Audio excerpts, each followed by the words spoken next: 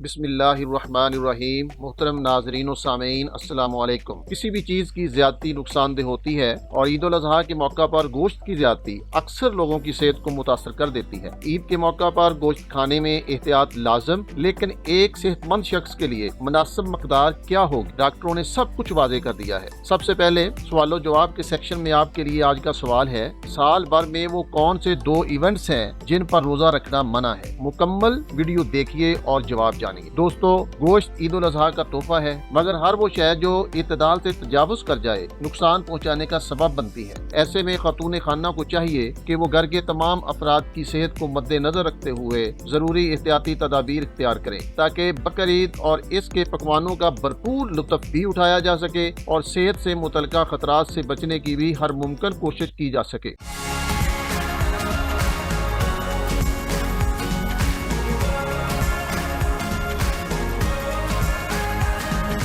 دوستو، عموماً بقرعید کے موقع پر خوب چٹپٹی ڈشز کا اہتمام کیا جاتا ہے جس میں آئل، سرخ مرچوں اور گرم مسالوں کی بھرمار ہوتی ہے۔ قربانی کے گوشت میں قدرتی تیل موجود ہوتا ہے، لہذا تیل اور مسالوں کی مقدار کم سے کم استعمال کریں۔ سرخ مرچوں کی بجائے ہری مرچیں کاٹ کر یا پیس کر استعمال کریں۔ گوشت بھون کر کوٹا ہوا زیرہ ضرور ڈالیں، یہ ہاضمے میں مدد دیتا ہے۔ گوشت کو جلد بازی میں پکانے کی بجائے اندر سے خون کو مکمل طور پر نکلنے دیں، ورنہ اس سے کئی بیماریاں لاحق ہو سکتی ہیں، مثلاً بد ہضمی اور پیٹ کا درد وغیرہ وغیرہ۔ دوستو، گوشت کے ہر کھانے کے ساتھ پودینے کا رائتہ، پیاز ٹماٹر کی سلاد اور لیموں کا استعمال بھی لازمی کریں۔ عید قربان پر باربیکیو کا بھی اہتمام لازمی کیا جاتا ہے جس میں گوشت عموماً صحیح سے پک نہیں پاتا اور کچے پکے گوشت میں جراثیم پیدا ہو جاتے ہیں۔ ایسے میں اگر گوشت میں دہی اور کچا پپیتا لگا کر اچھی طرح میرینیٹ کیا جائے تو وہ لذیذ ہونے کے ساتھ ساتھ صحیح طور پر گل بھی جاتا ہے۔ دوستو، عید پر گوشت کے کھانوں پر اس قدر زور ہوتا ہے کہ لوگ سبزی پھل کھانا تو گویا بھول ہی جاتے ہیں۔ اس لیے خاتون خانہ کو چاہیے کہ وہ پھلوں اور سبزیوں کا ملا جلا سلاد اور لیمن جوس یا اورنج جوس وغیرہ دسترخوان پر نہ صرف رکھیں بلکہ کھانے کی تاکید بھی کریں۔ اس کے علاوہ لگاتار گوشت کی ڈشیں بنانے کی بجائے ایک دن کے ناغے کے ساتھ دال اور سبزی کی ڈشیں بھی بنائیں، کیونکہ گوشت کے زیادہ استعمال سے کولیسٹرول، بلڈ پریشر اور وزن بڑھنے کا خدشہ ہوتا ہے۔ دوستو، وہ مریض جن کو یورک ایسڈ کی شکایت ہے، انہیں سرخ گوشت کے پکوان کھانے میں خاص احتیاط کرنے کی ضرورت ہے۔ گوشت کے کھانے تیار کرنے کے طریقے بھی کچھ بیماریوں کا باعث بنتے ہیں، مثلا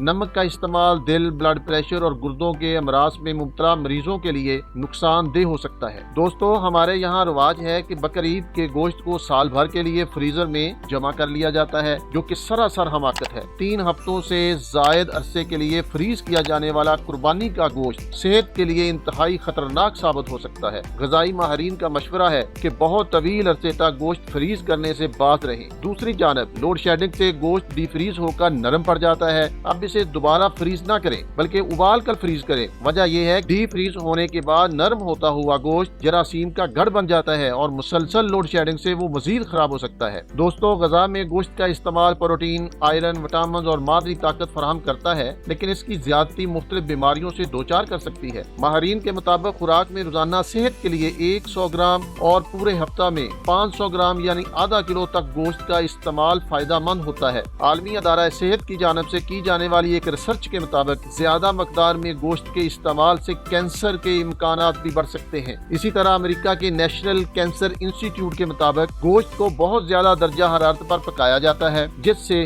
ہیٹرو سائکلک امائن اور پولی سائکلک ایرومیٹک ہائیڈرو کاربن جیسے کیمیکلز پیدا ہو جاتے ہیں، جس سے انسانی صحت میں کینسر کے خطرات بڑھ سکتے ہیں۔ اکثر عید الاضحیٰ کے فوراً بعد لوگوں میں قبض سمیت پیٹ کے امراض بھی بڑھ جاتے ہیں، جس کی وجہ گوشت کے استعمال میں زیادتی ہوتی ہے۔ ماہرین کے مطابق رات میں سونے سے قبل اس بگول کا چھلکا استعمال کرنا بہت ہی فائدہ مند ہو سکتا ہے۔ یہ جسم میں کولیسٹرول کو بھی کنٹرول کرتا ہے۔ اس کے علاوہ سبز الائچی کی چائے، سکنجبین اور ادرک، لیموں، سونف کا قہوہ کثرت سے بنائیں اور پیئیں۔ عید کے دنوں میں زیادہ گوشت کھا لیا ہے تو پانی کا بہت زیادہ استعمال کیجیے، کیونکہ یہ جسم سے زہریلی اشیاء کو बहा ले जाएगा। मोहतरम नाजरीन, ये मजमून आम मालूमात के लिए है जो कि मुस्तनद ज़राए से हासिल की गई हैं। दोस्तों, इस हवाले से अपने मुआलिज से भी जरूर मशवरा लें। दोस्तों, अब आते हैं सवाल के जवाब की जानिब। ईद उल फितर और ईद उल अज़हा के मौकों पर रोजा रखना मना है। दोस्तों, आज के लिए इतना ही। चैनल पर नए हैं तो लाइक, सब्सक्राइब और शेयर करना ना भूलें और नई इन्फॉर्मेटिव वीडियोस के लिए बेल आइकन को प्रेस करके हमें सपोर्ट करें। वीडियोस को मुकम्मल देखें और दरमियान में स्किप ना करें। खुदा आप और आपके प्यारों का हामी और नासिर हो। बहुत शुक्रिया।